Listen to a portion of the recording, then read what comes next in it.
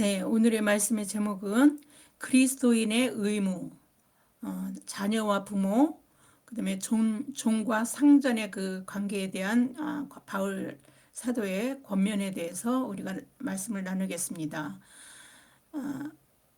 사도 바울은 에베소서 5장 하반절에서부터 마지막 장인 6장 9절까지 바로 그리스도인들이 신앙생활을 하면서 지켜야 될 신앙인이라면, 그리스도인이라면 삶으로 어떻게 그 가족 관계와 그럼 사회에서의 사람들과의 관계에서 어떻게 살아내는 게 마땅하고 합당한 일인가, 이런 일들에 대해서 구체적이고 실제적인 것들을 다루어서 이야기해 주고 있습니다. 현대 사회가 아무리 초기의 기독교 사회와 현격하게 많은 차이가 있다 하더라도 공동체의 기본 단위라고 할 수 있는 그런 가정에서의 남편과 아내의 관계에서 사람이 지켜야 될 일과 부모와 자녀 관계에서 서로 간에, 그다음에 이런 그 사회적으로 사람들 간에 지켜야 될 그 모든 것들은 그런 기본적인 그런 그 도덕적 요구가 어느 시대나 어느 사회나 있어 왔습니다. 그러나 그 어느 시대, 어느 사회나 있어 왔던 그것들이 우리는 기독교인들은 구원을 받았기에 하나님 나라에서 지금 현재도 살 수 있는 하나님의 백성이기에 그 부르심에 합당한 삶을 사는 것이 마땅한 것이고, 그래서 그 기준은 세상 사람들이 도덕적으로 살아가야 될 그런 그 기준보다는 훨씬 더 그 기준을 넘어서야 하는 것입니다. 그것이 바로 예수님이 우리를 이 땅에 오셔서 우리가 어떻게 살아가야 될지에 대해서 삶으로 보여주시면서 말씀해 주신 가르침이기도 합니다. 그래, 이제 초기 기독교 사회에 있었지만 지금은 찾아볼 수 있는 주인과 종의 관계도 있습니다. 그렇지만 이 주인과 종의 관계는 지금 사회에서는, 그래서 지금 사회에서는 이것이 뭐 지금 사회는 이게 없는 건데 누구나 다 평등하다라고 생각하고 살아가는데, 누가 주인이고 종이다라고 이렇게 하면 문제가 되죠. 인권적인 문제가 있을 수 있는 이런 사회에서 이것이 뭐 하나님 옛날의 말씀인데 지금 현재 적용할 수 없으니까 하나님의 말씀에 보편성이 없다, 보편성을 잃은 거 아닌가, 이렇게 의구심을 가질 수도 있습니다. 그러나 예수님은 하나님의 말씀은 1.1획도 없어지지 않고 다 이룬다라고 말씀하셨거든요. 그럼 예수님은 헛된 말을 하신 것입니까? 예수님의 말씀은 하나도 헛된 것이 없습니다. 마태복음 5장 18절에 분명하게 진실로 너에게 이르노니 천지가 없어지기 전에는 율법의 1.1획도 결코 없어지지 아니하고 다 이루리라, 이렇게 말씀하셨습니다. 그러므로 초기 기독교 사회와 너무도 다른 현대 사회에서 그러면 주인과 종의 관계는 지금은 없는데 어떻게 그걸 적용할 수 있을까? 바로 현대 사회는 이게 고용의 관계에서 주인과 종의 관계가 변형되어져 있다라고 볼 수 있습니다. 그래서 사회생활하면서 고용의 관계로 맺어지는 주인과 종의 관계, 사장과 종업원의 관계, 이런 모든 관계에서 우리는 이 말씀을 적용해서 변화된 삶 속에서도 얼마든지 적용해 갈 수 있습니다. 경제의 구조의 틀에서 주인과 종의 관계는 어느 곳에서나 다 생겨나게 되어져 있습니다. 세상을 살아가는 사람의 유형은 크게 우리가 본다면 관계 중심적인 삶을 사는 사람과 소유 중심적인 삶을 사는 사람들로 나누어 있다라고 생각해 볼 수 있습니다. 세상 사람들은 소유 중심적인 그런 삶을 살도록 그렇게 세팅되어져 있습니다. 그래서 하나님을 알지 못하던 세상 사람들과 다를 바 없이 똑같이 그렇게 살았던 사람들은 그것에 젖어 있고 늘 그렇게 살고, 예수 그리스도를 믿었어도 그렇게 살아갑니다. 아, 그래서 이렇게 소유 중심적인 것들이 나쁘다라고 여겨지지 않습니다. 당연한 걸로 여겨지게 그렇게 생각합니다. 관계 중심적인 삶과 소유 중심적인 삶은 그 사람의 태도에서 확연하게 드러납니다. 소유 중심적인 삶을 지향하는 사람은 자기 중심적입니다. 어떤 생각을 해도 자기 중심적에서 생각이 나오게 되어져 있습니다. 그리고 타산적입니다. 계산합니다. 어떤 것이 더 유익한가, 더 이득이 되는가. 그래서 이기적으로 사람의 관계를 사람과 관계 맺음을 합니다. 자신에게 이득이 되지 않으면 관계하지 않습니다. 천륜이라고 여겨지는 부모와 자식 간에서도 우리는 부모와 자식 간에는 그런 게 없지라고 생각할지 모르겠지만 우리는 어, 그런 것들을 많이 뉴스에서 우리는 볼 수 있습니다. 부인하고 싶지요. 그죠? 어떻게 부모와 자식 간에, 그렇지만 부모와 자식 간에서도 돈 때문에 죽이고 돈 때문에 자식을 버리고 하는 일들이 비일비재하게 뉴스에서 우리는 듣게 됩니다. 이런 것들은 관계 중심이 아닌 그 소유 중심으로 삶을 살아가는 삶을 종용하는 그 세상의 부정적인 양태를 나타내는 하나의 반증이라고도 할 수 있는 것입니다. 세상이 원래 그랬습니까? 세상이 원래 그렇게 살도록 세팅되어져 있었습니까? 아닙니다. 하나님은 태초에 인간을 세상에 존재하게 하셨을 때부터 관계 중심의 삶을 살도록 그렇게 사람을 지으셨습니다. 먼저 하나님은 사랑의 관계 맺음 속에서 살도록 누구와요? 하나님과의 관계 맺음 속에서 살도록 하나님의 사랑하면서 살 수 있도록 그렇게 인간을 당신의 형상대로 지으셨습니다. 본래 사람은 관계 중심적으로 살도록 지음을 받은 것입니다. 그런데 그런 하나님의 의도와 뜻이 왜곡되고 오용되는 사건이 일어났습니다. 하나님의 말씀을 어기는 것에서 시작되었습니다. 하나님의 말씀을 어기는 것은 하나님께 반역하는 것입니다. 그것을 우리는 원죄라고 합니다. 죄의 결과는 관계가 깨지는 현상으로 드러나게 되었습니다. 한번 그 선악과를 알게 하는 나무의 열매는 먹지 말라. 내가 먹는 날에는 반드시 죽으리라는 하나님의 말씀을 어기고 뱀의 유혹으로 선악을 알게 하는 나무를 따먹었습니다. 인간이. 근데 하나님이 그런 인간 아담을 찾으셨습니다. 최초의 인간 아담을 찾았습니다.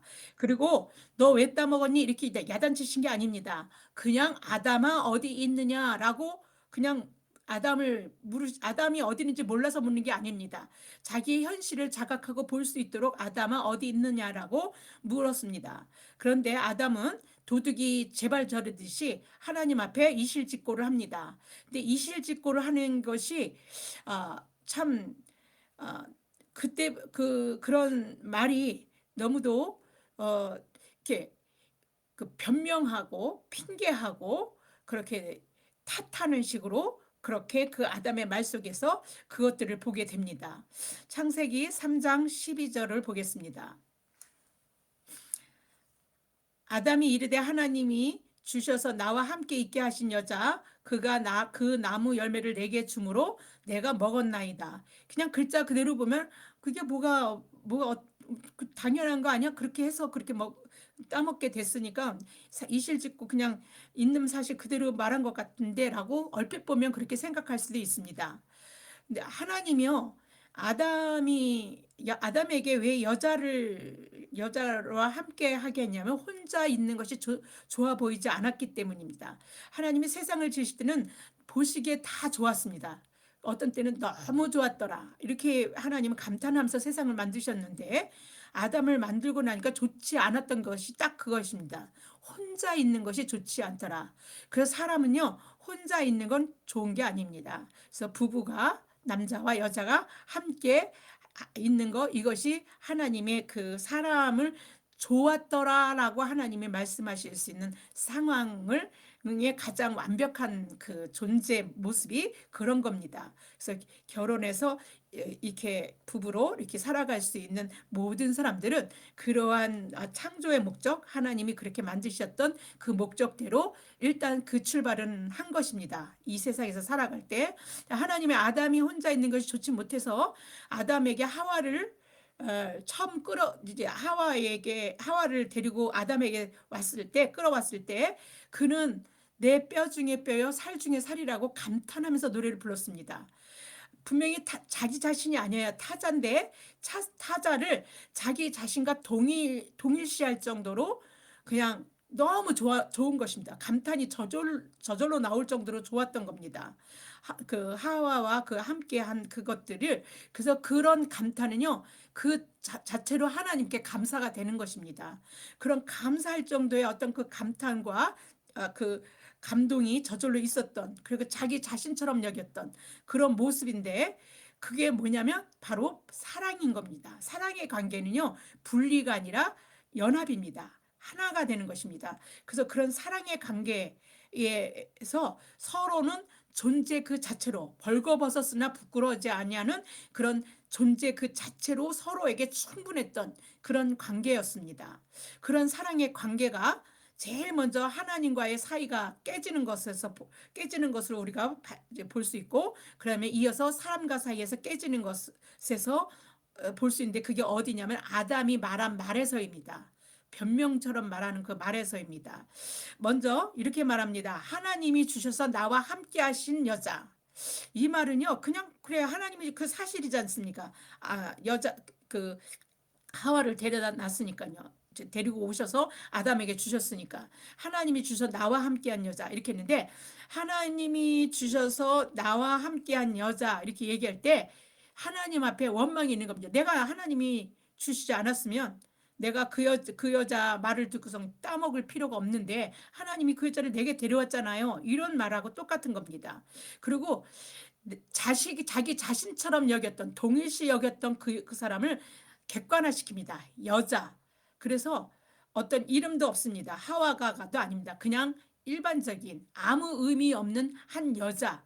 이렇게 자기 자신처럼 여겼던, 자기 자신과 같다라고 생각할 정도의 그 의미가 충만했던 그 하와가 이제는 그냥 일반적인 그냥 여자 이렇게 하고 마는 것입니다.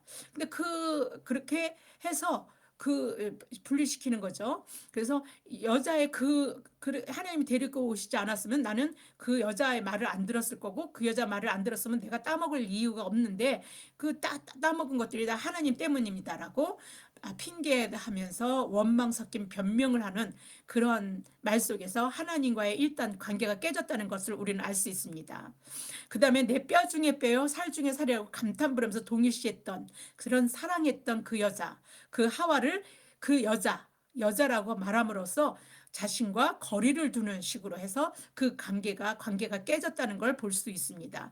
죄로 인하여서 이렇게 우리는 이렇게 그런 관계 중심이 이제 어긋나고 깨지는 것을 볼 수 있습니다.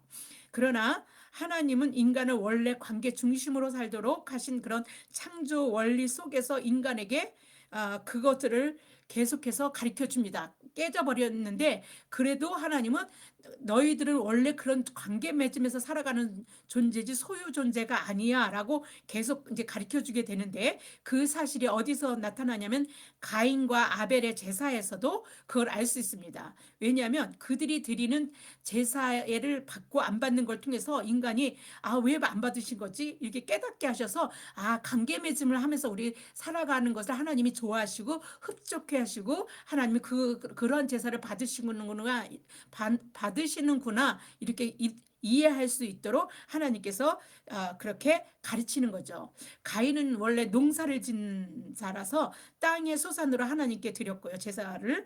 아벨은 양치는 자입니다. 그래서 양의 첫 새끼와 그 기름을 하나님께 드렸습니다. 그런데 하나님께서 가인의 제물은 받지 않으시고 아벨의 제물을 받으셨습니다. 그런데 뭐 땅의 소산으로 드리는 거나 양을 드리는 거나 그 드리는 재물이 뭔가냐에 따라서 달라지는 게 아닙니다. 지금은 모든 사람들이 얼마를 하나님께 드리느냐, 그 중심에, 그 사람의 마음의 중심에 있는 하나님과 관계 속에서의 자기의 신앙으로 자기가 드리면서 살아가는 그 중심 속에서 그거를 가치를 따져야 되는데, 내가 돈으로 헌금을 얼마를 하느냐 안 하느냐, 또 헌금을 하지 못하느냐 하느냐, 뭐 이런 걸로 믿음의 어떤 그 잣대를 들이대서 그 믿음을 측정하기도 합니다. 대부분이 그렇게 생각하고 교회에서 그렇게 봅니다. 그래서 11조 하지 못할 때는 그런 사정이 있는 거 모르게 있을 텐데 그런 거를 따지지 않습니다. 11조를 하지 신앙생활을 아는 사람들은 뭔가 믿음이 없는 것처럼 그렇게 치부해 버리고 맙니다.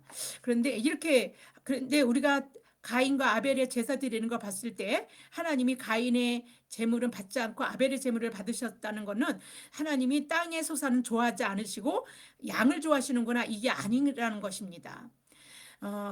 그런데 그런 하나님은 중심을 보시는 분이신데 사람의 중심, 그 제물을 드리는 사람의 마음이 무엇인가, 하나님과 관계 속에서 그걸 드린 건가, 아니면 내가 좀 더 복받기 위해서, 더 많이 갖기 위해서 이걸 드려서 하나님 마음을 사가지고 하나님이 그거의 대가로 더 많은 복을 주기 위해서 내가 이 예물을 드리는가, 이런 거에 따라서 하나님은 달라지는데, 그런 그 사람의 마음을 보신다는 거죠. 그런데 그런 걸 알지 깨닫지 못했던 가인은 얼굴색까지 변할 정도로 화가 나 있습니다. 그래갖고 하나님 앞에 항변을 합니다. 자기도 열심히 그도 땅의 소산으로 드렸다는 건 첫 곡식 좋은 것을 드린 거예요. 근데 좋은 거를 드리지 않았다는 게 아니라 그가 그걸 관계 속에서 하나님과의 관계 속에서 드린 게 아니라 소유 더 많이 갖겠다라고 하는 생각으로 하나님께 더 많이 복받아야지라는 생각을 중심에 가지고 있었다는 겁니다. 가인이 그 화난 그 가인에게 하나님이 말씀하는 그 말씀 속에서 우리는 가인이 어떤 생각을 하고 있었는지 알 수 있거든요. 창세기 4장 6절에서 7절을 보겠습니다. 여호와께서 가인에게 이르시되 내가 분하여 함은 어찌 됨이며 안색이 변함은 어찌 됨이냐, 내가 선을 행하면 어찌 낯을 들지 못하겠느냐, 선을 행하지 아니하면 죄가 문에 엎드려 있느니라, 죄가 너를 원하나 너는 죄를 다스릴지니라. 하나님이 가인의 제물을 받지 않으신 이유가 그 이유를 갖다 하나님이 말씀하십니다. 뭐라고요? 가인이 선을 행하지 않았기 때문이라고 그렇게 말씀하십니다. 하나님께 제물을 바치는데 제물 바치는 일과 선을 행하지 있는 게 전혀 관련이 없는 것 같아 보이지 않습니까? 무슨 관련이 있을까요? 가인의 이름은 소유와 획득에 있습니다. 이름 속에 불리는 그의 이름이 곧 그가 됩니다. 그래서 자녀들에게 우리가 하나님과 어떤 관계 속에서 우리 아이가 어떻게 자라나기를 소망하면서 그 이름을 불러주면 그 아이가 그 이름대로 살아가는 것이죠. 그래서 그 이름이 곧 그가 된다인 겁니다. 그래서 가인은 이름이 그 부모가 아담과 하와가 이름을 지어줄 때 더 많이 풍성하게 물질적인 걸 다 누리고 살아가기를 원하는 마음으로 소유와 획득이라는 이름을 지어줬습니다. 그는 그렇게 소유하며 살아갈 수 있는 그런 지향적인 삶을 살도록 그렇게 그런 사람이 되어진 것입니다. 그래서 재물도 더 많은 땅의 소산을 들여서 더 많은 걸 하나님으로부터 복을 받아야지 하는 마음으로 아마 드렸을 것입니다. 하나님께 재물을 들여서 더 많은 걸 하나님으로부터 얻어낼 것이 그 마음의 중심에 있었던 것입니다. 지금도 교회에는요, 이러한 가인들로 넘쳐납니다. 거의 대부분이 그럴 거죠. 그러니까 모든 것이 내게 있는 모든 것들은 하나님 것인데 그것을 제가 누리게 되었습니다. 감사함으로 하나님께 그것을 그렇게 인정하는 거, 모든 거 하나님 것입니다. 그 하나님께 드려지는 그 헌금, 지금은 헌금의 형태로 드리니까 그런 것은 그것을 고백하는 겁니다. 우리의 신앙을 하나님과의 관계 속에서 하나님이 내게 모든 걸 주신 분이시구나라는 걸 고백하는 거거든요. 그러니까 그런 고백의 개념이 아니라 들여서 마음을 이렇게 사서 하나님의 마음을 사서 더 마음 얻고자 하는 것 때문에 그렇게 드려지는 경우가 대부분의 지금의 현재의 그리스도인들에게도 있습니다. 부인할 수 없습니다. 저도 그럴 때가 많이 있었습니다. 그 헌금의 어떤 그 기본적인 생각들이 좀 부족하고 이 땅에서 좀 잘 먹고 잘 사는 것이 마음속에 더 많이 가득 차 있었을 때는 그러한 것으로 갈 때도 있습니다. 그러나 우리가 믿음이 자라나면 그런 것들은 저절로 이게 중요하지 않은 것으로 여겨지게 됩니다. 그러한 믿음으로 여러분들도 자라날 수 있기를 축원합니다. 어, 그 하나님이 그 가인에게 책망하신 선을 행하지 않는 것이 바로 그것 때문입니다. 복 받고 잘 살려고 하는 것은 선을 행하는 게 아닙니다. 자기가 잘 먹고 잘 살겠다는 거지, 어떤 누군가를 위해서 누군가를 이렇게 중요하게 여기지 않고 자기 중심적으로 내가 중요한 세상이야라고 생각하고 나 잘 먹고 잘 살면 돼, 이런 생각이 중심 속에 있기 때문입니다. 그래서 그 중요함, 인생의 중요함에 그런 우선순위가 있습니다.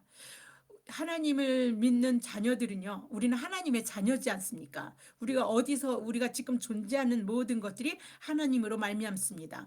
하나님과 그래서 관계하는 것이 그리스도인에게, 하나님의 자녀에게는 그것이 가장 먼저, 다 중요합니다. 인생에서 다 중요하지만 먼저 중요한 부분, 더 중요한 부분, 이것이 하나님과 관계하는 것입니다. 그래서 그런 하나님의 관계 속에서 모든 걸 기본으로 해서 삶을 살아갈 수 있어야 하는 것입니다. 가인과 달리 하나님은 아벨의 제물을 기쁘게 받으셨습니다. 아벨은 그 마음의 중심에 하나님이 있었습니다. 하나님과 관계를 먼저 생각하며 하나님을 생각하는 마음으로 아벨은 제물을 함께 드린 것입니다. 생각하다, 하나님을 생각하고 드린 거잖아요. 그러니까 생각하다라는 말에 그 사랑하다라는 생각하다는 말하고 사랑하다라는 말은 어원이 같습니다. 그래서 사랑하다는 말 속에 생각하다도 포함되어져 있습니다. 우리는 누군가를 사랑하면 그 사람을 계속해서 생각하게 됩니다. 아마 연애할 때를 떠올려 보면 그럴 거라고 생각합니다. 서로 하루 종일 같이 시간을 보내고 집으로 각자, 결혼하기 전에 각자 집으로 가도 그 사람을 계속 생각하고 떠올리게 됩니다. 그리고 다시 그 사람을 생각하게 됩니다. 왜요? 사랑하기 때문입니다. 아벨은 하나님을 사랑했습니다. 하나님을 사랑하는 마음이 그가 하나님께 드리는 제물 속에 그 마음이 있는 겁니다. 그 마음을 하나님이 받으시고 그거를 흠양하신 것입니다. 하나님이 뭐 양과 양의 피가 좋아서 받으신 게 아니고, 또 땅의 소산이 싫어서 안 받으신 게 아니라는 건, 마음에 드리는 제물의 그 그 가인은 마음이 들어가 있지 않은 것입니다. 하나님을 생각하는 마음이 없었던 거고, 그 아벨은 하나님을 사랑하는 그 마음이 그 안에 있었던 것입니다. 음, 그 마음의 중심에 그 사랑이 있는 그런 행함을 하나님은 선을 행하는 것이라고 이렇게 말씀하신 것입니다. 이와 같은 아벨의 마음의 중심에 사랑이 있는 삶이 바로 관계 중심적인 사람에게서만 볼 수 있는 모습입니다. 그리고 하나님은 지금도 여러분들 삶 속에서, 저와 여러분들의 삶 속에서 하나님은 그걸 기대하시는 겁니다. 우리가 얼마를 했다, 얼마나 그 교회에서 헌신을 했다, 얼마의 시간을 보냈다, 성경 공부를 얼마를 했다, 이런 거에 중심이 아니라 우리 마음속에 하나님을 사랑하는 마음속이 있는 그런 마음을 가지고 하나님과 관계를 맺으며 신앙생활을 하고 있는가 아닌가를 하나님은 보신다는 것입니다. 그래서 그 소유지향적 사람들에게는 이런 모습이 볼 수 없습니다.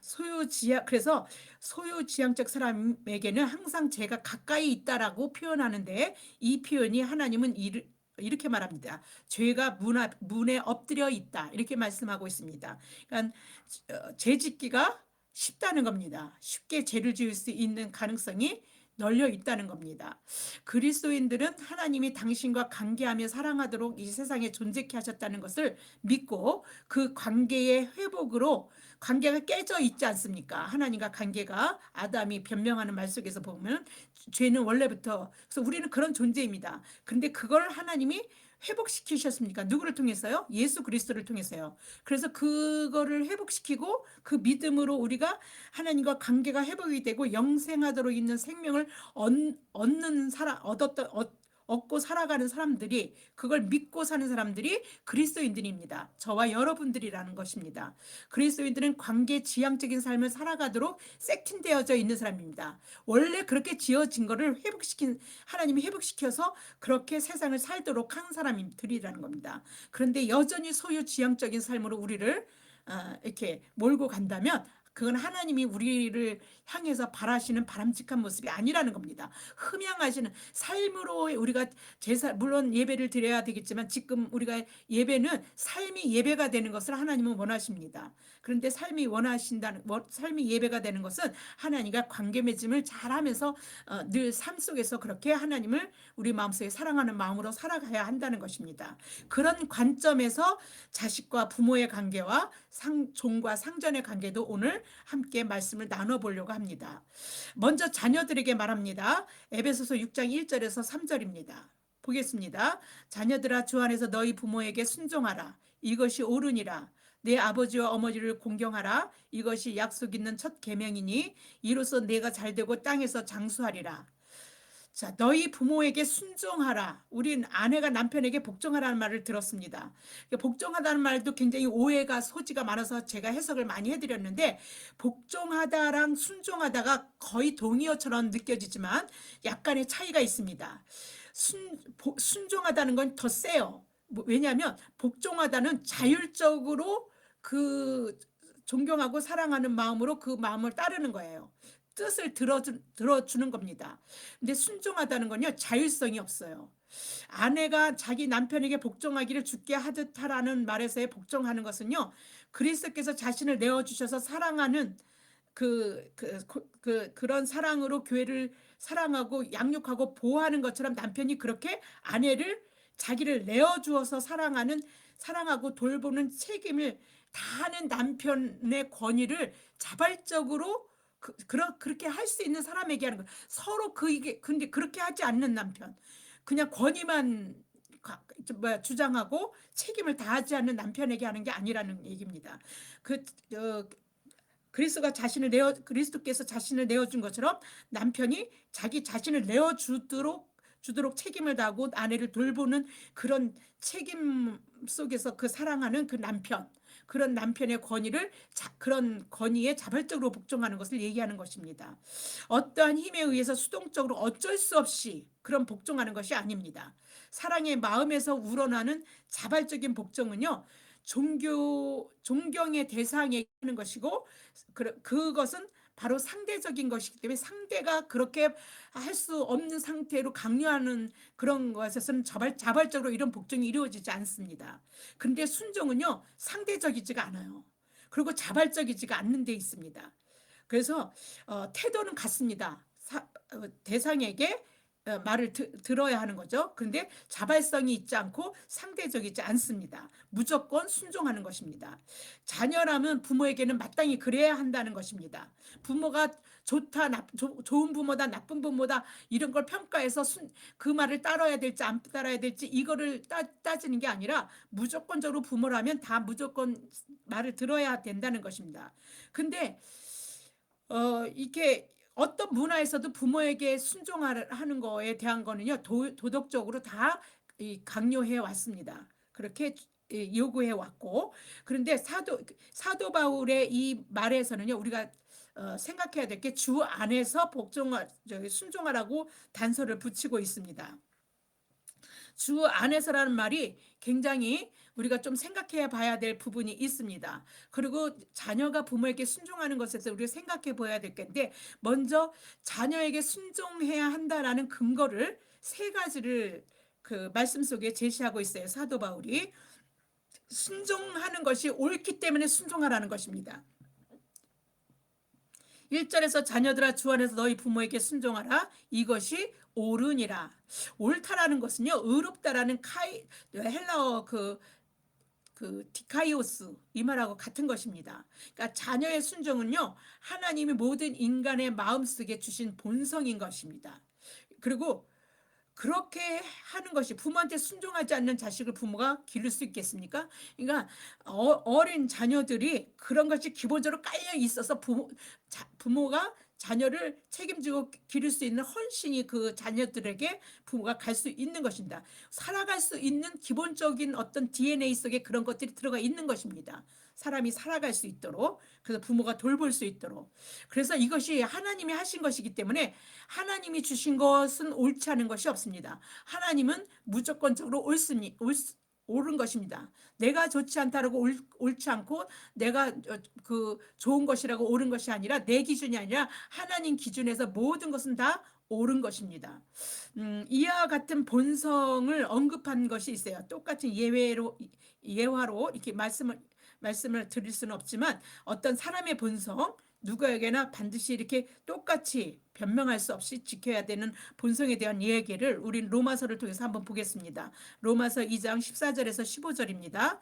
율법 없는 이방인이 본성으로 율법의 일을 행할 때에는 이 사람은 율법이 없어도 자기가 자기에게 율법이 되나니 이런 이들은 그 양심이 증거가 되어 그 생각들이 서로 혹은 고발하며 혹은 변명하여 그 마음에 새긴 율법의 행위를 나타내니라. 하나님이 율법을 만들어서 주지 않더라도 그런 것 없이 살았던 사람들 본성적으로는 그런 율법과 비슷한 행위를, 율법에는 한 부모에게 순종하라는 말씀이 있지 않습니까? 근데 그런 말씀을 듣지 않고 살아가는 사람에게도 부모에게 순종하는 걸 자율적으로 그런 게 해나가는 게 있다는 것입니다. 그걸 양심의 증거, 이런 걸로 우리가 알 수 있다라고 이렇게 얘기합니다. 그래서 부모에게 순종하는 것은 사람이라면 누구나, 그래서 그 순종하지 않는 사람은 짐승만도 못한 사람, 이렇게 사람들은 혀를 차게 되는 것입니다. 부모에게 순종하는 그런 마음을 하나님께서 자녀들에게 넣어주신 겁니다. 자녀들이 부모에게 순종하는 것은요, 기독교에서만 그러니까 가르치는 윤리가 아니라 모든 사회 기본적으로 다 깔려져 있습니다. 이렇게 보편적인 거예요. 보편적으로 하나님이 그 마음을 하나님 믿는 자녀들에게만 넣어주는 게 아니라 하나님을 믿지 않 그런 걸 그런 일반적인 그 그런 원리로 하나님께서 모든 사람들에게 다 넣어주신 것입니다. 소유지향적인 삶을 사는 사람들에게 하나님이 주신 그 본성이 이게 소유지향적으로 살아가게 되면 하나님이 넣어주신 그 본성 자체가 깨지는 것을 우리는 흔하게 보게 됩니다. 그래서 그런 사람을 천인 공로할 짓을 했다. 아우 세상이 말세야. 이렇게 사람들이 말하는 것입니다. 둘째는요, 하나님이 당신의 백성에게 직접 돌판의 세계에서 준 율법이니까. 뭐가요? 돌판 속에 부모에게 순종하라는 말이 들어있지 않습니까? 십계명에. 그러니까 그렇게 돌판을 새겨서 말씀을 주신 것이니까 그렇게 해야 된다는 것입니다. 2절에서 내 아버지와 어머니를 공경하라, 이것이 약속 있는 첫 계명이니 라고 사도 바울이 말하고 있습니다. 십계명의 첫 계명 은 알다시피 너는 나 외에 다른 신을 두지 말라는 게 첫 계명이에요. 그런데 어머니 아버지를 공경하라는 것이 첫 계명이라고 얘기하니까 이거 무슨 사도 바울이 착각했나? 이렇게 생각할지 모르겠습니다. 그래서 여기에 대한 해석이 분분합니다. 분분해요. 그 글자 그대로 가지고선 판단하려고 그러면 이게 좀 말이 좀 어폐가 있고 말이 잘 안 되는 것 같습니다. 그러나 이제 여러 가지 이야기 속에서 좀 공감이 되는 걸 얘기해 보자면, 하나님이 이제 십계명 돌판 2개를 주셨는데 돌판 이쪽 이제 한쪽에는 하나님에 대한 의무 네 계명과 내 부모를 공경하라까지 섞어 넣어서 5계명이 있고, 이쪽에는 그런 사회에 사람들 간에 지켜야 될 계명 이렇게 나눠져 있습니다. 그러니까 부모를 공경하라는 것은 첫 계명, 하나님께 첫 번째 돌판에 새겨진 계명, 이렇게 생각하면 됩니다. 그러니까 부모를 공경하라는 거는요, 사람에 대해서 지켜야 될 게 아니라 부모 공경하는 것 자체가 사람에 대해서 지켜야 될 것, 이런 계명으로 그런 의미에서 그런 돌판에 하나님에게 지켜야 될 의무, 하나님이 새겨준 율법, 그것에 부모도 공경하라가 있는 것입니다. 그래서 그런 식으로 해석하는 경우가 있고, 또 첫이라는 말 자체가 중요성의 우선순위를 두었을 때 첫이라는 것이거든요. 그래서 부모에게 그 계명으로 주신 말씀인데도 중요성이 그렇게 크다라는 걸 얘기하기 위해서 첫 계명이다 이렇게 표현한다라고 해석하는 사람도 있습니다. 근데 어떻든 간에 저는 이렇게 먼저 설명했던 그 설명이 굉장히 저한테는 공감이 갑니다. 여러분은 어떨지 모르겠습니다. 그래서 우리는 지켜야 되는 것입니다. 첫 계명이라서. 그다음에 셋째는요, 부모에게 순종하는 자녀들은요, 하나님이 번영과 장수를 약속하셨습니다. 그리고 우리가 하나님께 복받고 잘 살으려면 부모에게 잘 해야 되는 거죠. 하나님은 우리가 복받고 잘 살기를 바라십니다. 하나님이 바라시는 것은 우리가 잘 사는 거예요. 그러니까 그렇게 잘 살려면 부모에게 순종해야 되는 거니까 우리 마땅히 해야 되는 것입니다. 하나님이 우리를 통해서 우리를 바라신 삶의 태도로 그 삶의 그 길로 살아갈 수 있는 것이니까. 근데 그것을 하나님이 약속하신 거죠. 너가 땅에서 잘 되고 장수하리라고 약속해 주셔서 약속 있는 첫 계명, 이렇게 사도 바울은 이야기하고 있는 것입니다. 이 말이요. 이 말은 그냥 어떤 말 하나를 하나님이 저기 예수님 저기 사도 바울이 인용한 게 아니라 두 개의 말씀을 근거로 해서 인용한 거예요. 출애굽기 20장 12절의 말씀 하고 신명기 5장 16절의 말씀을 혼합해서 우리에게 부모에게 순종하라는 말의 그 근거를 제시하고 있는 것입니다. 한번 보겠습니다. 출애굽기 20장 12절 말씀입니다. 내 부모를 공경하라. 그리하면 내 하나님 여호와가 내게 준 땅에서 내 생명이 길리라. 요 말씀 하나와 그다음에 생명이 길리라. 그러니까 장수한다는 거죠. 부모를 공경하면. 그다음에 신명기 5장 16절에 보겠습니다. 너는 내 하나님 여호와께서 명령한 대로 내 부모를 공경하라. 그리하면 내 하나님 여호와가 내게 준 땅에서 내 생명이 길고 복을 누리리라. 복을 누리는 거 생명이 길고 여긴 또 약속이 되어 있죠. 생명이 길고 복을 누리리라. 그러니까 번영과 장수 이 두 개의 복이 부모에게 순종하면 우리에게 주어진다는 것입니다. 그걸 하나님이 약속하셨다는 것이죠. 그러니까 우리가 자녀들은 부모에게 순종하는 것이 맞다 이렇게 권면하고 있는 겁니다. 그런데 그냥 무조건 그렇게 순종하도록 되어 있는 게 아닙니다. 주 안에서라는 단서가 붙습니다. 이 말은 굉장히 중요합니다. 주 안에서라는 거는 부모가 그러니까 우선순위에서 하나님을 배제된 식으로 강요하면 안 되는 거죠. 그죠? 그런데 언제까지 부모에게 그러면 그래도 부모에게 순종을 해야 되는 건가? 그거에 의문도 있습니다. 그건 뭐냐면 독립된 객체로서의 하나님이 우리가 얼정한 나이가 되면 독립적으로 각각의 인생을 살아가도록 되어져 있습니다. 내 부모를 떠나서 그 여자와 한 몸이 돼서 이렇게 성인이 돼서 이렇게 독립되는 개체가 되겠죠. 성이 되는 나이가 있습니다. 그 나이 때까지는요. 양육되어지는 입장이니까 자녀들은 부모의 뜻에 따라야 됩니다. 그래서 교회 다니지 말라 그러는데 그래도 그걸 따라야 됩니까? 만약에 미성년자라면 따라야 됩니다. 그것을 기도하고 본인이 가지고 있더라도 일단 따라야 된다라고 저는 생각합니다. 그러나 성년이 되어서도 부모가 그것을 간섭한다면 그건 단호히 거절해야 됩니다. 자기 삶을 자기가 사는 것이고 독립된 개체이니까 저는 그런 생각을 갖고 있습니다. 어떻든 간에 주 안에서라는 말은 자녀가 부모에게 순종할 때 주께 순종하는 범위를 얘기하고 있는 것입니다. 그러니까 주 안에서 하되 하나님께 거스르도록 하는 것들일 때는 우리가 생각해야 할 부분이 있는 것입니다. 미성년자라면 이제 뭐 부모의 말에 순종해서 따르는 것이 맞다고 생각합니다. 그러나 성년이 되면 예수를 믿고 예배드리고 하는 하나님과 관계 맺음 속에서 살아가려고 하는 인생의 어떤 반대되는 것을 강요하거나 부모가 독립된 존재로 인정하지 않고 자기의 예속물로 소유물로 여기고 그렇게 자식을 맘대로 좌지우지하려고 든다면 과감하게 그거는 거부해야 된다는 겁니다. 죄책감을 느낄 필요가 없다는 것입니다. 모든 사람은 독립된 한 인격으로 자기 인생을 사는 것입니다. 아무리 부모라도 자식을 자신의 소유물로 여겨서는 안 됩니다. 자식은 자기 맘대로 해도 된다라고 생각하는 부모는 예전에는 그랬어요. 자식은 자기 뜻대로 해도 된다라고 하는 부모가 많았고 저도 그런 부모 밑에서 자랐습니다. 그러니까 그렇게 양육받았습니다. 근데 그것은 옳지 않은 것입니다. 그것을 성경을 통해서 말씀을 통해서 이제 깨닫고 알게 된 것입니다. 자녀를 자신의 소유물로 여기며 자기 맘대로 해도 된다라고 생각하는 기반으로 자녀를 대하게 되면요. 자녀를 그것이 노엽게 하게 됩니다. 왜냐하면요. 그렇게 맘대로 하는 건요. 감정에 치우쳐요. 자기 감정대로 하는 거야.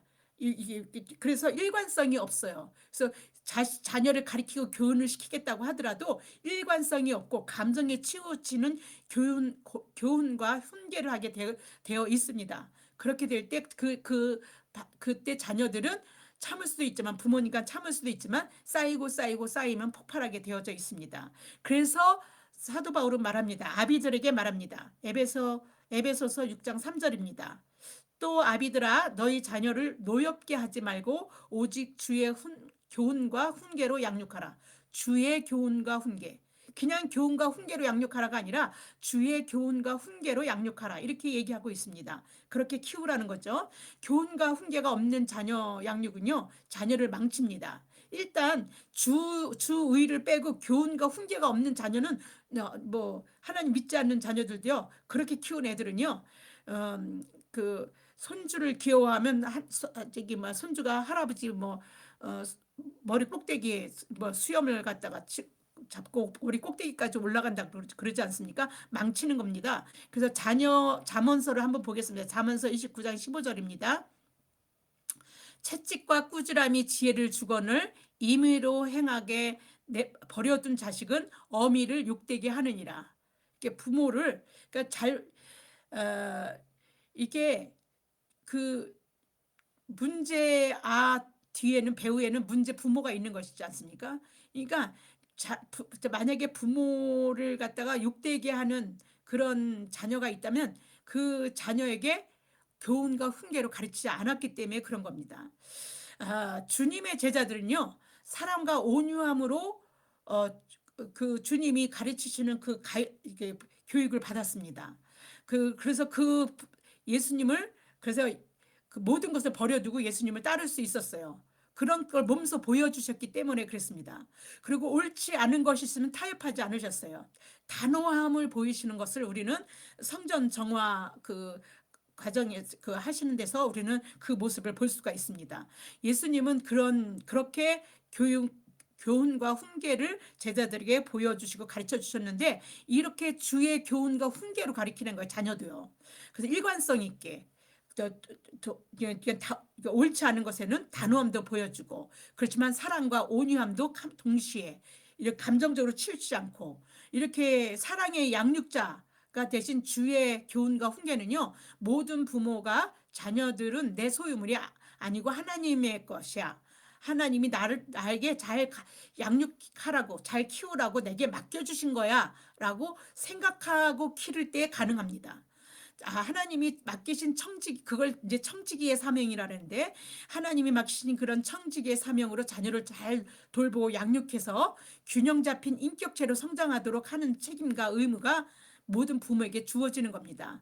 근데 주 안에서 있는 사람들은 더욱더 그렇게 해야 되는 것입니다. 이미 주님께서 보여주셨으니까요. 그러면 그래서 자녀들이 부모에게 순종해야 한다면 이제 이번에는 이제 부모가 어떻게 해야 될 것까지 말씀드렸으니까 이제 자녀들이 부모에게 순종하고 부모가 자녀에게 어떻게 해야 된다 이렇게 하는 이제 교훈의 얘기에서 이제는 종과 상전의 얘기로 넘어가겠습니다. 종들은요, 그들의 육체의 상정들에게 이제 자녀들이 부모에게 순종하듯이 종들도 육체의 상전에게 순종해야 합니다. 에베소서 6장 5절에서 8절입니다. 종들아 두려워하고 떨며 성실한 마음으로 육체의 상전에게 순종하기를 그리스도께 하듯 하라. 눈가림만 하여 사람을 기쁘게 하는 자처럼 하지 말고 그리스도의 종들처럼 마음으로 하나님의 뜻을 행하고 기쁜 마음으로 섬기기를 주께 하듯 하고 사람들에게 하듯 하지 말라. 이는 각 사람이 무슨 선을 행하든지 종이나 자유인이나 주께로부터 그대로 받을 줄 알미라. 이 말씀을 우리는 종을 그대로 하지 말고 경제 관계에서 사회생활하면서 고용과 비고용인 뭐 고용주와 종업원 뭐 이런 관계 속에서 사주와 이렇게 직원 관계에서 이런 것들을 갖다가 이 말씀을 적용해 가면 될 것 같습니다. 종들은 그리스도께 하듯이 순종해야 한다 이렇게 얘기합니다. 그래서 그리스도께 하듯 순종해야 되는데 그리스도께 하듯 순종하는 것은 우리가 그리스도의 종이라는 마음으로 그렇게 행할 때 우리는 자기 자신들을 저희들은 그리스도의 종입니다 이렇게 얘기합니다. 이렇게 목사들만 그리스도의 종이 아니라 만인 사제의 시대에 있지 않습니까? 누구나 다 주의 뜻을 행하고 살아가는 주의 종들입니다. 그래서 그리스도의 종들인 거죠. 그렇게 그리스도의 말씀에 따라서 순종하고 행하듯이 하듯이 그렇게 그리스도께 순종해야 한다는 것입니다. 주께로부터 좋은 것을 받을 것을 알기 때문에 섬기기를 주께 하듯 하고 사람들에게는 하듯 하지 말아야 한다고 사도 바울은 에베소 교인들에게 권면합니다. 그러니까 근데 조금 오해가 있는 게 주께 좋은 걸 그럼 받기 위해서 순종해야 되는가? 순종하면 하나님께서 그 보상을 주신다는 뜻이지. 아, 내가 이렇게 주께 이렇게 좋은 것을 받으려면 주께 섬기는 거를 이렇게 해야 돼. 이런 뜻으로 하라는 게 아닙니다. 그러니까 사람에게는 그렇게 사람은 내가 저 사람한테 좋은 것을 얻어내기 위해서 열심히 순종하고 이렇게 하는 경향이 있습니다. 더 좋은 것들을 얻어내려면요. 그러나 이제 그런 식으로 그 사람에게 하듯이 그렇게 하지 말고 주께 이렇게 하다 보면 주님께서 복을 우리에게 주시는 어떤 그것들을 하나님이 보상해 주신다라는 마음을 가지고 그렇게 하라는 것입니다. 그리스도 중심적인 사도 바울의 말은요. 종들의 시야를 아주 굉장히 넓혀서 사람의 관계에서 주인에 매여서 사는 종살에서 육신은 비록 매여 있어도 하나님의 뜻에 순종하는 그리스도의 종으로서의 삶의 자유함으로 이끌어 갑니다. 사람의 종과 그리스도의 종의 가장 분명한 차이는 자유함에 있습니다. 사람의 종은요, 사람에게 매이고 그리스도의 종은 그리스도에게 매입니다. 그런데 사람의 종에게 할 때도 매이지 말고 그리스도의 종처럼 자유한 상태에서 순종하는 것처럼 사람에게도 그렇게 하라는 겁니다. 잘 보이려고 눈에 보이듯이 그냥 그렇게 아부하듯 눈에 보이듯 좋은 걸 얻어내려고 하듯 이렇게 하지 말라는 것입니다. 우리는 예수님한테 잘할 때 주의 그리스도의 종처럼 우리가 순종할 때 그러려고 하는 게 아닙니다. 은혜에 감사해서 그 사랑에 감사해서 날 살리기 위해서 당신이 몸소 제물이 되어주신 그 놀라운 은혜에 감사해서 육신의 부모도 흉내내지 못하는 그 사랑으로 내게 사랑해 주시고 날 살리신 그 주님에 감사해서 그냥 어떻게든 주님의 말씀에 주님께 순종하려고 하는 그런 자발적인 어떤 순종이 있는 것이고 자유함이 있는 것입니다. 그런 것에서 매이지 않는다는 겁니다. 내가 매이려고 순종하는 게 아니기 때문에. 그래서 그리스도의 종이 된다는 건 역설적이게도 그리스도에게 매이는 것인데 그리스도에게 매이는데도 그 인격체는 삶의 참 자유를 얻는 그런 존재가 돼버립니다. 굉장히 역설적인 거죠. 매이는데 어떻게 자유가 될까? 예수님은 이렇게 말했어요. 나는 길이요 진리요 생명이라고요. 그러니까 예수님 자체에서 우리가 그리스도의 종이 되면 우리는 진리이신 예수님으로 인해서 그 진리 때문에 우리가 자유하게 되는 겁니다. 그래서 그런 자유함 속에서 그 종이 주인을 섬기는 듯이 그렇게 섬기라는 것입니다. 그 요한복음 8장 32절에 보면 진리를 알지니 진리가 너희를 자유롭게 하리라 이렇게 말씀하고 있습니다. 인간이 이 세상의 삶은요, 그 매이는 것이 되게 많아요.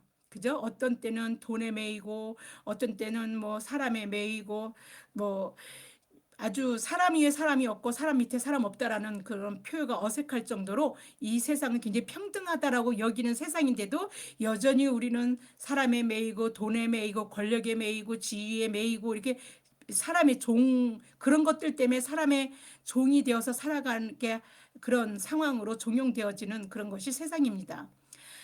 특히 일과 고용의 관계에서 특히 그렇습니다. 사도 바울이 에베소 교회에 건면하던 초대교회 때나 지금이나 변하지 않는 어떤 것이 사실은 진리라는 건 변하지 않지 않습니까? 그때 말한 말이나 지금 말한 말이나 변하지 말아야 된다는 거죠.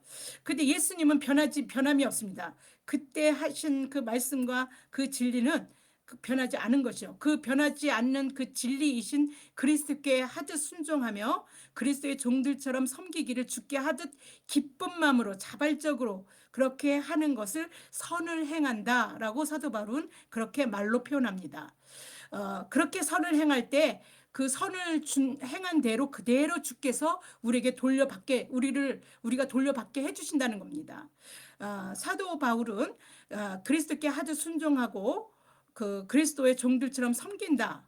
이것이 무엇인지 분명하게 말합니다. 첫째는요, 두려워하며 떨면서 주인에게 순종하며 존경하는 겁니다. 그럼 어떻게 얼핏 보면요, 굉장히 비굴하고 급실거리고 눈치 봐야 되는 것 같지 않습니까? 근데 두렵고 떨리는 것은요, 주인의 권위가 하나님께로부터 왔다라는 것입니다. 그러니까 이게 그냥 권위, 저 권위는 하나님이 주신 것이니까 하나님의 권위, 하나님이 주신 그 권위에 굴복하고 인정하는 것입니다. 그래서 그렇게 그런 권위에 인정하고 행하는 일이 실수하지 않으려고 애쓰고 힘쓰는 그런 마음을 갖다가 두렵고 떨며라는 말로 표현하는 것입니다. 그리고 이게 성실한 마음으로 주인에게 순종하는 것이 그리스도의 종들처럼 하나님께 순종하는 것인데, 정직하게 진심으로 위선 없이 하나님께, 그러니까 두 마음을 품지 않고 섬기듯이 그렇게 해야 된다는 겁니다. 아마 이 말씀들을 상전들, 직장 생활하는 사람들, 아니면 상하 관계에 있어서 어떤 경제 관계에 있어서 주인과 종업원의 관계로 있는 사람들, 이런 사람들이 아마 이렇게 적용해 보면 놀라운 하나님의 복을 삶 속에서 누리게 될 것입니다. 셋째는 눈가림만 하여서 사람을 기쁘게 하는 자처럼 하지 말고 하는 순종을 말합니다. 그리스도의 종들처럼 순종한다는 것은, 그러니까 사람은 속일 수 있으나 하나님은 속일 수 없습니다. 그리스도의 종들은 사람의 마음에 들려고 눈 가리고 야옹하는 식으로 그렇게 하지 않습니다. 넷째는 기쁘게 섬기는 것입니다. 이건 자발성의 문제죠. 억지로 마지못해서 하는 것이 이제 할 수밖에 없어서, 그러니까 경제 생활을 해야 되니까 어쩔 수 없이 사장한테 그렇게 하는 게 아니라 그 일을 하는 것에 감사함으로 자발적으로 할 때 같은 일을 하더라도 하나님이 삶 속에서 많은 것으로 채워주시게 되고 인정받게, 나중에는 그 일을 통해서 보이지 않는 하나님이 뭔가를 통해서도 우리를 그것을 인정받게 해주시게, 그렇게 보상해 주신다는 겁니다. 그래서 눈 가리고 야옹하는 식으로 하지 말고 어차피 하는 일이라면 기쁜 마음으로 기꺼이 하는 그런 것이 지혜라고 합니다. 그래서 이제 이렇게 그리스도께 아주 순종하며 그리스도의 종들처럼 주인을 섬기며 자신의 일을 하는 사람은 주님이 그가 하는 그대로 갚아주셔요. 그래서 하나님이 보상하는 그런 삶을 살아갈 수 있게 됩니다. 종의 의무만 있는 것이 아니에요. 주인도 의무가 있습니다. 그래서 종은 그렇게 해야 되지만, 그러면 종만 그렇게 해야 되고 주인은 그러면 그냥 하지 말아야 되냐? 종이 의무가 다 해야 됩니다. 우리는 서로 해야 되는 것이에요. 서로. 그래서 주인의 지위가 종들의 위협이 돼서는 안 된다라고 사도 바울은 말합니다. 위협은요, 하나님이 부여한 권위를 남용하는 것입니다. 에베소서 6장 9절입니다. 상전들아 너희도 그들에게 이와 같이 하고 위협을 그치라. 이는 그들과 너희의 상전이 하늘에 계시고 그에게는 사람을 외모로 취하는 일이 없는 줄 너희가 알미라. 보이는 상전에게 우리가 이렇게 순종하고 성심을 다하고 기쁜 마음으로 맡은 일을 하고 이렇게 하는 것은요, 하나님을 보고 하는 거예요. 하나님의 자녀들은 특히나. 그러니까 하나님은 외모를 취하는 일이 없어요. 우리의 중심을 아시는 분이니까 우리가 그렇게 그런 마음으로 할 때 하나님께서는 우리 삶에 우리가 그렇게 한 것을 보상해 주신다는 것입니다. 주인이 위협을 그쳐야 하는 이유는 상전도 종도 모두 하나님이 그들의 주인이고 상전이기 때문이고, 그 하나님은 사람을 외모로 취하는 일이 없기 때문에 그렇습니다. 그러므로 주인과 종의 관계는 소유주나 그 어떤 물건 또는 우월한 자와 열등한 자, 그런 관계가 아니고 똑같이 하늘 아버지의 자녀, 하나님의 자녀로서 그 하나님은 공평한 재판관이 되신다라는 것입니다. 공의와 정의는 기독교의 정신입니다. 소유물로 여기고 아무 권리 없다라고 여겼던 당시의 종에게도 권리가 있다라고 사도 바울은 얘기해 줬습니다. 이게 종에게는, 이 말씀을 들은 종은 뭘까요? 복음이 되는 것입니다. 지금은 그러면 그들의 그때의 종들에겐 복음이지만 지금은 아닙니까? 우리 삶에서도 이런 말씀으로 순종할 때 우리 삶 자체가 하나님의 말씀의 복음이 우리 삶을 복되게 할 수 있다는 것입니다. 주인과 종이 서로 상호적 권리와 의무를 있다는 것처럼 있는 거 그게 정의거든요. 그런 정의가 실현되는 사회에서 말씀에 순종해서 우리가 이 말씀을 지키면서 삶에 이렇게 실천해 나가고 적용해 나간다면 하나님의 정의가 우리의 삶을 통해서 하나님의 정의를 우리가 삶 속에서 실현해 나가는 것입니다. 주인의 의무는 종의 권리이고요. 종의 의무는 주인의 권리입니다. 오늘날 노사관계에도 이와 같은 상호 권리와 의무가 적용됩니다. 종업원은 주인을 위해 열심히 일할 의무가 있고 고용주는 정당한 임금을 지불할 의무가 있습니다. 또한 각 사람의 의무는 그 상대방의 또 권리가 되기도 합니다. 종이나 주인이나 다 하늘 아버지의 자녀이며 형제이며 그 자매입니다. 하나님은 차별이 없으십니다. 골로새서 3장 11절 말씀으로 마치겠습니다. 보겠습니다. 골로새서 3장 11절입니다. 거기에는 헬라인이나 유대인이나 할레파나 무할레파나 야만인이나 수구다인이나 종이나 자유인이 차별이 있을 수 없나니 오직 그리스도는 만유시요 만유 안에 계시니라. 네. 그 만유주에 주시고 만유에 계시는 그분의 우리는 모두가 자녀들입니다. 네, 기도하겠습니다. 참 좋으신 하나님 아버지 감사합니다. 우리가 주 안에 살면서 마땅히 지켜야 할 의무와 권리를 부모와 자녀와의 관계에서 주인과 종의 관계에서 사도 말씀으로 제대로 알게 하신 하나님께 감사를 드립니다. 남녀노소 지위 고하를 막론하고 우리 모두는 차별이 없으신 하나님의 자녀들입니다. 서로를 사랑하며 그리스도인다운 형제됨의 사랑을 주 안에서 그리고 주께 하듯이 행하며 살아갈 수 있도록 성령님 우리 안에 내주하여 주시고 우리를 주장하여 주시고 우리를 인도하여 주시옵소서. 이 모든 말씀 우리 주 예수 그리스도 이름 받들어 감사하며 기도드립니다. 아멘.